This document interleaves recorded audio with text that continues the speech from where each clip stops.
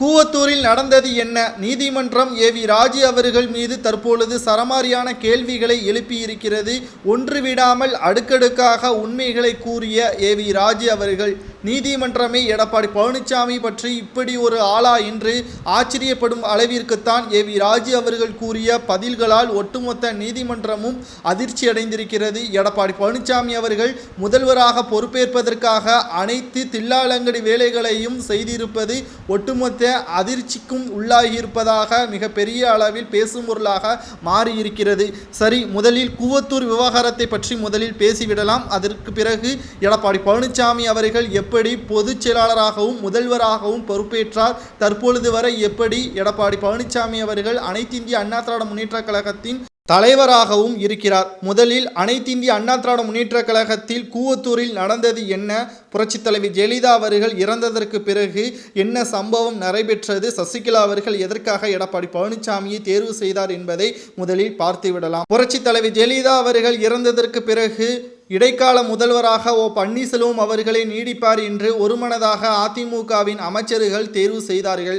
அதற்கு பிறகு அனைத்து இந்திய அண்ணா திராவிட முன்னேற்றக் கழகத்தில் மீண்டும் பன்னீர்செல்வம் அவர்கள் முதல்வராக தொடர்ந்தால் நிச்சயமாக சசிகலா அவர்கள் அதிமுகவின் முதல்வராக பொறுப்பேற்க முடியாது. தனி பெரும்பான்மை, அதாவது ஜெயலலிதா அவர்கள் முதல்வராக வருவதற்கு எவ்வளவு பாடுபட்டார், அதாவது புரட்சித் தலைவர் எம்ஜிஆர் அவர்களின் மனைவி ஜானகி அவர்கள் தனி கட்சியை உருவாக்கும் அளவிற்கு மிகப்பெரிய ஒரு ஆளுமையை செய்துவிட்டார் புரட்சித் தலைவர் எம்ஜிஆர் அவர்கள் மறைவிற்கு பிறகு.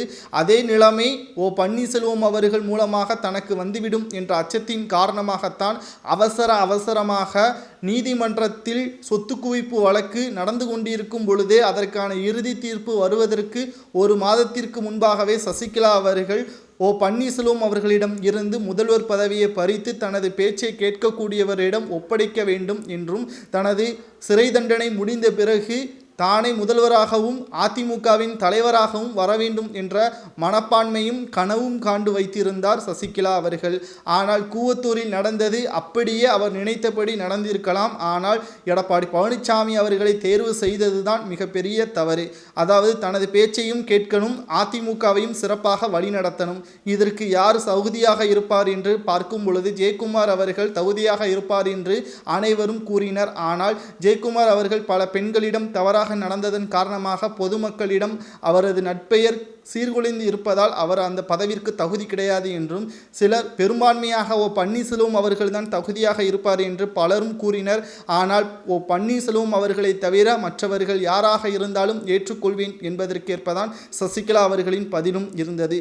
செங்கோட்டையன் அவர்களது மீது கொலை வழக்கு இருந்ததன் காரணமாக சீனியாரிட்டி படி அவர் முதலில் வந்தாலும் அவருக்கு முதல்வர் பதவி வழங்க முடியாது என்று சட்டத்தின் பூர்வமாக ஏற்றுக்கொள்ளப்பட்டதன் காரணமாகத்தான் ஒருமனதாக எடப்பாடி பழனிசாமி அவர்கள் தலை மீது ஏறிவிட்டார் என்றே நாம் கூறலாம். சேலத்தில் மிகப்பெரிய ஆளுமையை கொண்டிருந்தாலும் எதை சொன்னாலும் அப்படியே கேட்கக்கூடியவர் தான் எடப்பாடி பழனிசாமி அவர்கள்.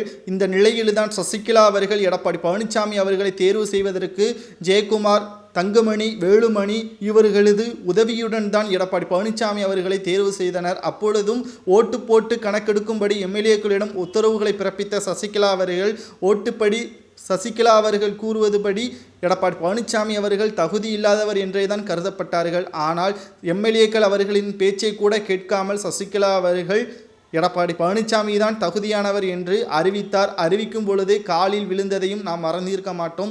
அதற்கு பிறகு ஒவ்வொன்றாக எடப்பாடி பழனிசாமி அவர்கள் தனக்கென ஒரு ராஜ்யத்தையே உருவாக்கி விட்டார் என்றே கூறலாம். தரும யுத்தத்தை பன்னீர்செல்வம் அவர்கள் ஒரு பக்கம் நடத்தி கொண்டிருந்தார். அதிமுக டெபாசிட்டை இழக்குமா, அதாவது ஒரு மனதாக ஏற்றப்பட்ட எடப்பாடி பழனிசாமியின் முதல்வர் பதவி பறிபோகுமா என்பதற்கேற்ப சசிகலா அவர்களின் தீர்ப்பு நியாயமாக வெளியேற்றப்படுவாரா, சிறைக்கு செல்வாரா என்று இரண்டு கட்டாக இருக்கும் பொழுது கர்நாடகா நீதிமன்றம் அக்ரஹார சிறையில் 4 ஆண்டுகள் சிறையில் சசிகலா அவர்கள் இருக்க வேண்டும் என்று தீர்ப்பு வழங்கியது.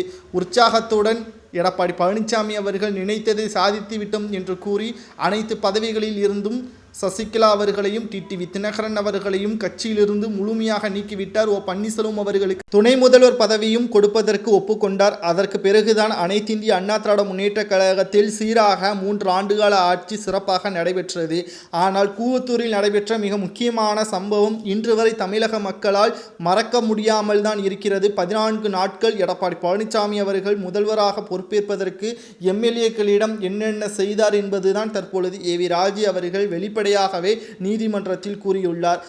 இதனால் மற்ற நடிகைகளுக்கு பிரச்சனைகள் இருப்பதாகவும் எடப்பாடி பழனிசாமி அவர்கள் வேண்டுகோளுக்கு இணங்க தான் கருணாஸ் அவர்கள் மூலமாக வரவழைக்கப்பட்டதாகவும் பல முறை நீதிமன்றத்தில் கூறியதால் ஆதாரங்கள் அனைத்தும் நீதிமன்றத்தில் ஒத்திவைக்கப்பட்ட 2024 ஏப்ரல் 12ஆம் தேதி மீண்டும் ஆஜராகும் பொழுது அனைத்து ஆதாரங்களையும் ஏவி ராஜு அவர்கள் கொடுக்க வேண்டும் என்றும் நீதிமன்றம் உத்தரவுகளை பிறப்பித்திருக்கிறது.